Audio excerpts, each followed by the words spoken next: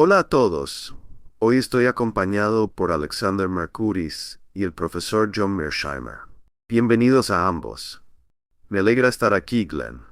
Entonces, nuestra discusión de hoy se centrará en lo que quizás sea una nueva etapa en la guerra de Ucrania y también en las implicaciones globales de lo que hemos hecho en Ucrania, por ejemplo, cómo esta guerra impactará en la rivalidad entre Estados Unidos y China. Espero que lleguemos a eso, pero empecemos primero con Ucrania, ya que, aunque esto podría ser debatido, al menos a mí me parece que Estados Unidos está preparando reducir su involucramiento, dado que la guerra parece haber sido perdida ahora, o al menos está moviéndose rápidamente en esa dirección. No estoy seguro de que los europeos permanezcan aquí, al menos parecen estar un poco en pánico. No están seguros de cómo responder. Algunos argumentan que si los estadounidenses se retiran un poco, los europeos tendrán que tomar el relevo, pero eso parece, en el mejor de los casos, ilusorio, ya que serían zapatos muy grandes que llenar. Y volvemos al mismo problema. ¿Qué hacemos cuando estamos perdiendo Ucrania y los estadounidenses están perdiendo interés? ¿Escalamos o comenzamos negociaciones? Creo que esta división, como hemos hablado aquí antes, se está haciendo más evidente. Obviamente los franceses, con Macron ahora hablando de enviar tropas, mientras los alemanes lo rechazaron, y los estadounidenses, bueno, en el discurso del Estado de la Unión de Biden, él también lo rechazó. Así que parece que todos están tirando en una dirección un poco diferente. Y aquí es cuando el secretario general de la OTAN, Jens Stoltenberg, intervino y le dijo a los franceses, escuchen, consultemos primero internamente antes de, ya saben, airear nuestra ropa sucia en público, con la esperanza de cubrir algunas de estas fragmentaciones, ya que, como saben, tenemos que mostrar unidad y solidaridad. Pero quería preguntar, ¿en qué etapa estamos actualmente? Ustedes dos lo interpretan de la misma manera. ¿Estamos avanzando hacia una división más profunda aquí en la OTAN? Bueno, déjenme empezar. Creo que hay que pensar en lo que está pasando hoy en dos niveles diferentes. Uno es lo que está ocurriendo dentro de Estados Unidos y el otro es lo que está pasando en Ucrania. Dejemos a Estados Unidos de lado por un momento. Creo que está quedando manifiestamente claro para más y más personas que Ucrania va a perder la guerra. Podemos hablar exactamente de qué significa eso, porque es un tema muy complicado, pero no hay duda de que Ucrania va a sufrir una derrota, y de hecho la OTAN también va a sufrir una derrota. Y no hay, en mi opinión, una estrategia plausible para dar la vuelta a este barco y rectificar la situación. Este es un gran problema para Occidente. Ese es el punto número uno. El punto número 2 es que dentro de Estados Unidos ya no se puede hablar simplemente de cómo piensa Estados Unidos sobre Ucrania, porque tienes esta clara división entre Donald Trump y sus seguidores por un lado y Joe Biden y sus seguidores por el otro. Creo que la administración Biden está metida en esto a largo plazo y harán todo lo que puedan durante años y años para enfrentar a los rusos dentro de Ucrania. Pero Donald Trump aparentemente es otra historia. Y el Partido Republicano en general es otra historia. Uno podría argumentar que si Trump es elegido, Estados Unidos básicamente va a abandonar Ucrania. Vamos a intentar llegar a un acuerdo con Putin y retirar muchas, si no todas, nuestras tropas de Europa. Entonces, si eres europeo y miras lo que está pasando, ves que independientemente de Estados Unidos, Ucrania se está yendo por el desagüe. Eso es lo primero. Y luego, en segundo lugar, cuando miras a Estados Unidos, ves que Donald Trump, quien probablemente gane la presidencia en este momento, no es un caso cerrado de ninguna manera, pero parece el candidato más probable para ganar en noviembre.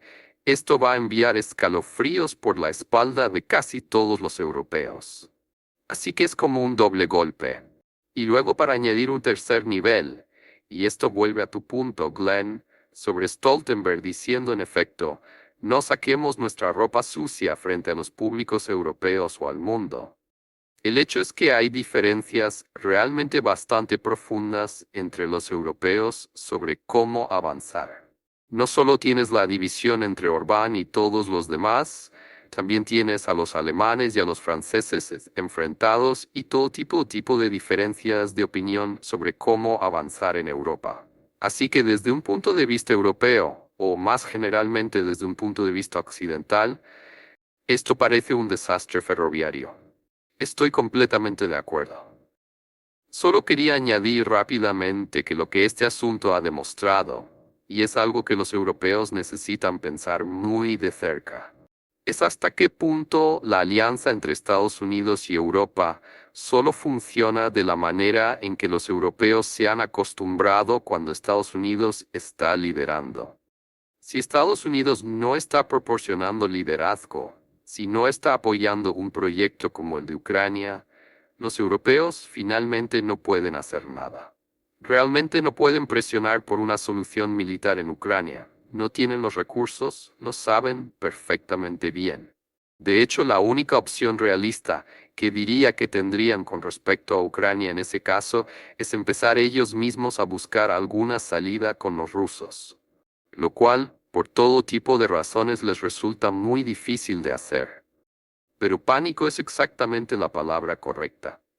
Ahora, estoy aquí en Londres, decía hace un par de semanas, cuando todo esto comenzó con Macron, que había un ambiente de pánico alrededor. He estado hablando con varias personas ahora, incluyendo a alguien que estuvo bastante recientemente en el gobierno británico, dicen exactamente lo mismo. Todas las capitales europeas están teniendo un pánico repentino. Todas están preguntando qué están haciendo los americanos, qué van a hacer los americanos, están con nosotros, se están alejando de nosotros, qué vamos a hacer a largo plazo y qué vamos a hacer con los rusos. Nadie tiene un plan claro sobre qué hacer. Macron propone uno, pero todos los demás lo rechazan porque saben que no puede funcionar. Nadie más tiene una alternativa.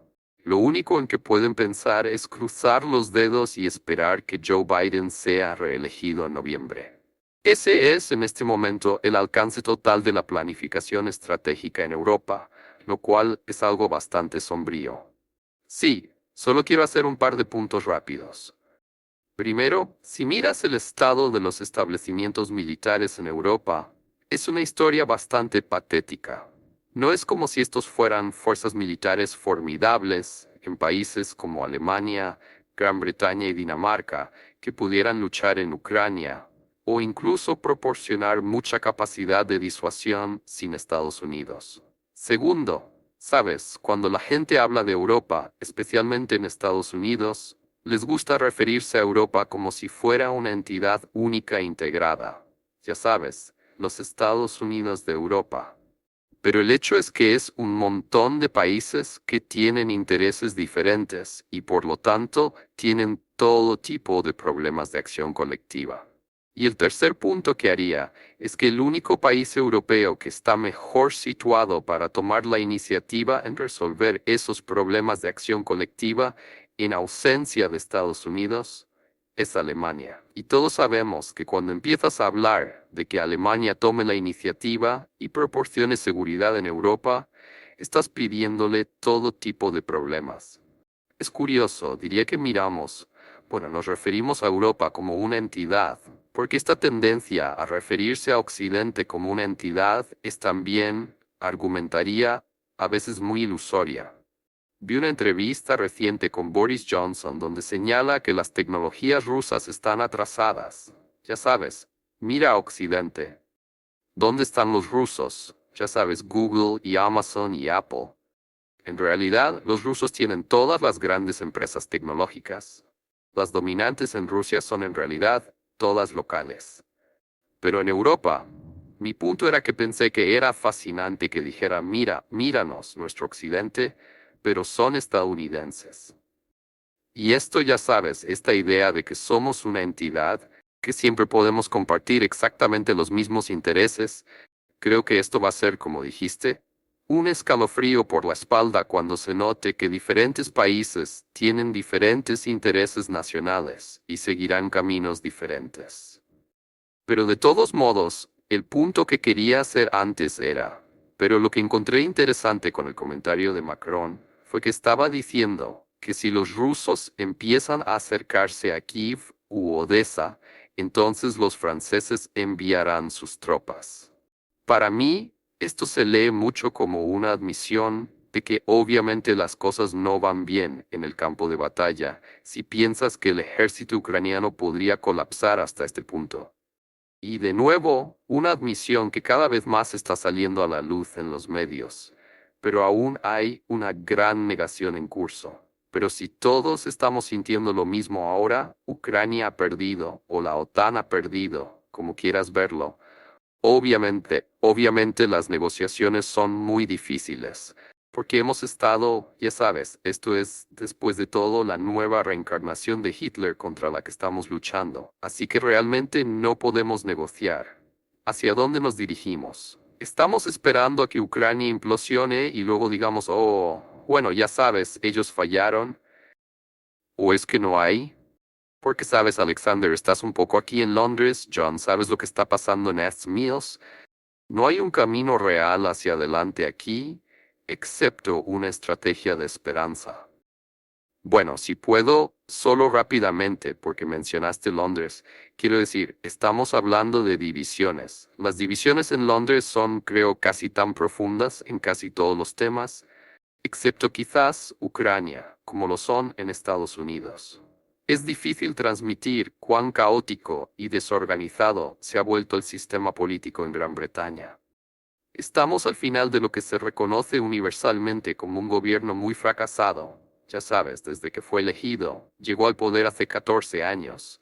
Básicamente ha fracasado en todo lo que ha emprendido. El estado del ejército británico, del que John estaba hablando, es absolutamente terrible. Leí en alguna parte que solo tenemos 44 tanques operativos. No lo creía. Contacté a alguien que sabe, me dijeron que es verdad, 40 tanques operativos. La Real Fuerza Aérea está en una condición un poco mejor, pero no mucho. No tenemos los pilotos para volar los aviones que necesitamos que tenemos, y estamos vendiendo algunos de ellos. E incluso hay rumores de que podríamos tener que retirar uno de estos portaaviones muy caros que construimos hace poco, porque no podemos operarlo adecuadamente, no tenemos los aviones para él, y nunca hemos resuelto los problemas mecánicos. En este momento el gobierno británico es incapaz de planificar hacia adelante. Tienen esta elección imposible con la que lidiar. Tal vez algunas personas esperan que el nuevo gobierno venga con planes más claros. Pero Gran Bretaña no está en posición en este momento de proporcionar ningún pensamiento real hacia adelante, o planificación, o ideas intelectuales para avanzar. Lo cual, para aquellos de nosotros que vivimos aquí, y para aquellos de nosotros que recordamos cómo era hace relativamente poco, es terriblemente triste. No creo que la mayoría de la gente, especialmente en Estados Unidos, pero también es cierto en Europa, entienda cuántos problemas tenemos. Quiero decir, no hemos hablado del Medio Oriente aquí, pero no se puede subestimar cuántos problemas tiene Estados Unidos en el Medio Oriente, ¿verdad? Y lo mismo es cierto con respecto a Ucrania. Vamos a perder la guerra. ¿Verdad? Los rusos van a ganar. La única pregunta es cómo se ve esa victoria. Terminan básicamente manteniendo el más del 20% del territorio que ahora tienen, las 4 provincias más Crimea, y Ucrania se convierte en un estado neutral. Esa es la opción 1. Esa es la buena opción. Y la mala opción es que continúen luchando. Ucrania pierde más territorio, más personas mueren. Y Ucrania es aún más un estado disfuncional al final de ese escenario de lo que sería si detuvieran la lucha ahora. Pero en ambos casos, la OTAN pierde. Estábamos comprometidos a vencer a los rusos en Ucrania, estábamos comprometidos a arruinar la economía rusa y sacar a los rusos de las filas de las grandes potencias, fallamos. La economía rusa puede ser un poco fuerte decir que está prosperando, pero podrías argumentar que está prosperando. Y si miras las economías europeas, Las economías europeas están en verdaderos problemas, especialmente la economía alemana. De hecho, lo que ha pasado con las sanciones es que han rebotado. Así que, en el análisis final, esta es una derrota devastadora para Occidente. No hay manera de que puedas alterar esa situación. Y está resultando extremadamente difícil para las élites que han creído desde el principio que prevaleceríamos en este conflicto aceptar la idea de que fallaron, que los rusos han prevalecido, que Vladimir Putin los ha vencido. Simplemente no pueden aceptar eso, y ahí es donde estamos hoy. Me gustaría ponerlo en el contexto del problema más amplio porque siento que fuimos con todo, en todos los conflictos importantes, no solo en Ucrania, donde efectivamente dijimos que vamos a derrotar a la mayor potencia nuclear del mundo, y ahora, al fallar, por supuesto, las repercusiones serán, bueno, muy difíciles de calcular. Y luego en el Medio Oriente, por supuesto, cuando esto comenzó, fuimos con todo apoyando a Israel incondicionalmente, incluso cuando se hizo evidente que esto era muy probablemente un genocidio. Y por supuesto China también está en el horizonte donde hemos ido, no con todo, pero muy fuerte en una guerra económica, declarando un objetivo muy obvio de detener su desarrollo tecnológico. Pero ninguna de estas políticas ha tenido éxito. Solo me pregunto cuál es la posición de repliegue aquí. ¿No estamos, sí, supongo que las divisiones internas, como cuál sería el impulso natural de los estados en esta posición?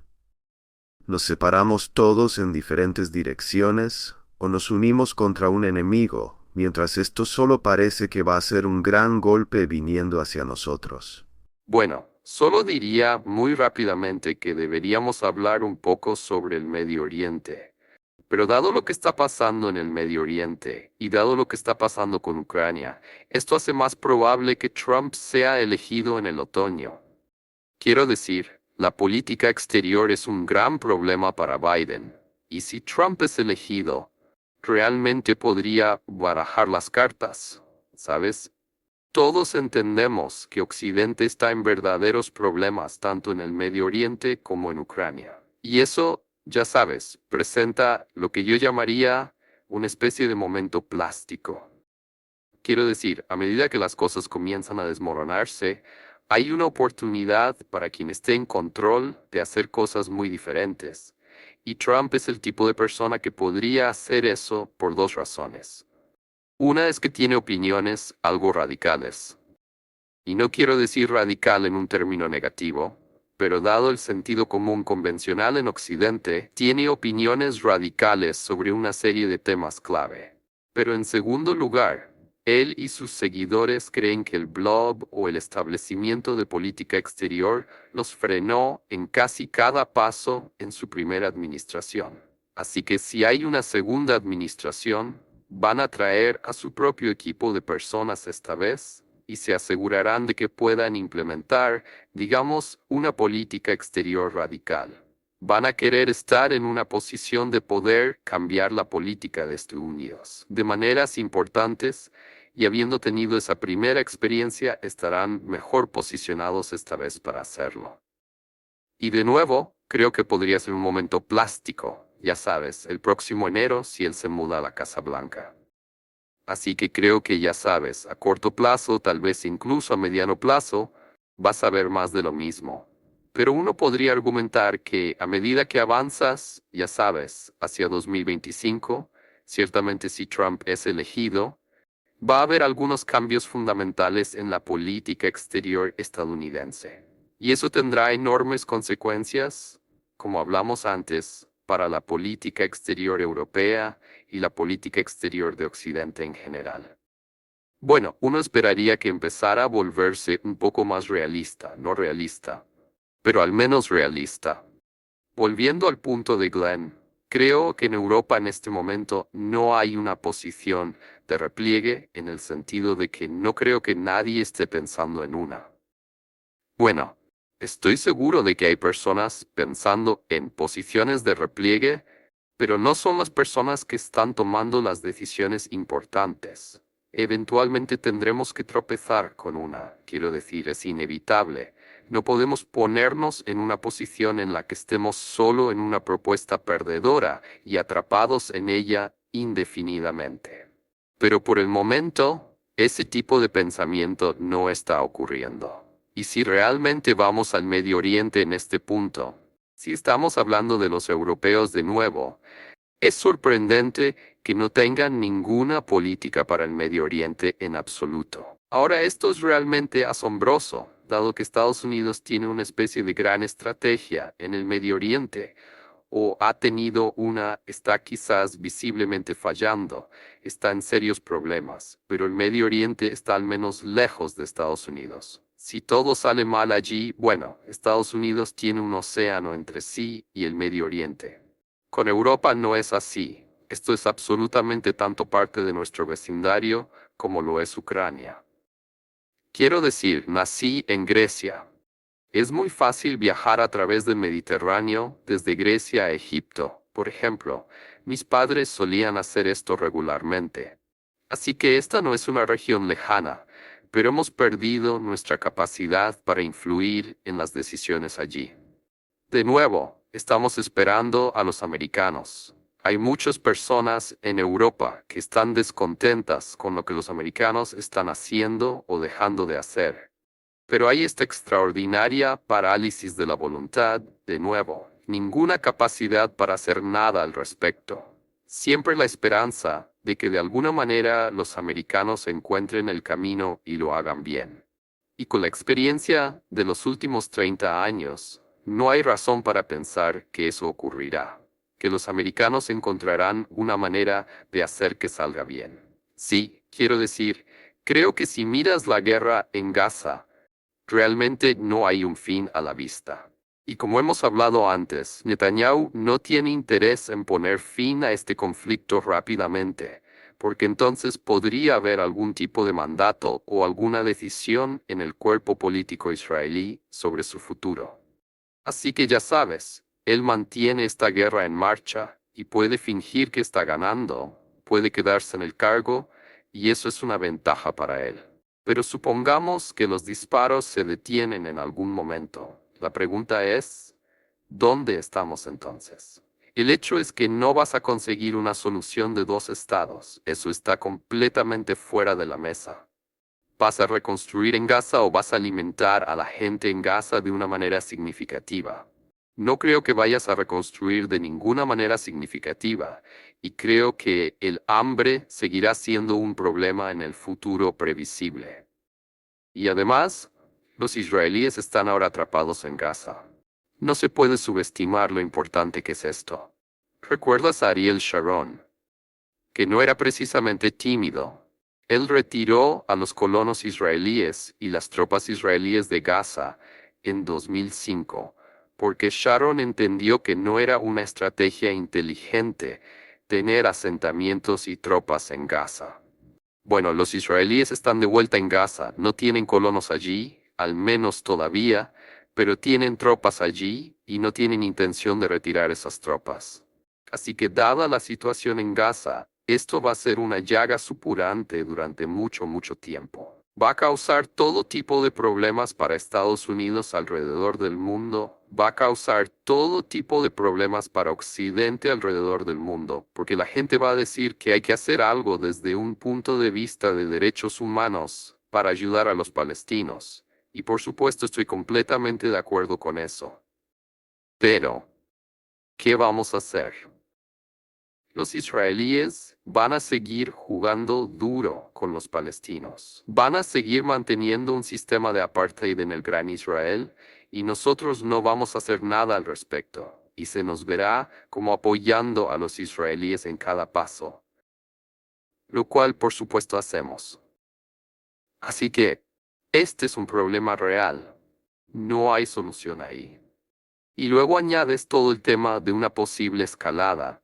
¿Qué pasa con una guerra contra Hezbollah? ¿Qué pasa con la guerra que está ocurriendo ahora con los hutíes? ¿Qué pasa con toda la lucha que ha tenido lugar en los últimos meses entre estas milicias en Irak y Siria y las tropas estadounidenses? ¿Qué pasa con Irán? ¿Todo esto va a desaparecer? No, no lo hará. Ciertamente no mientras continúe el conflicto en Gaza.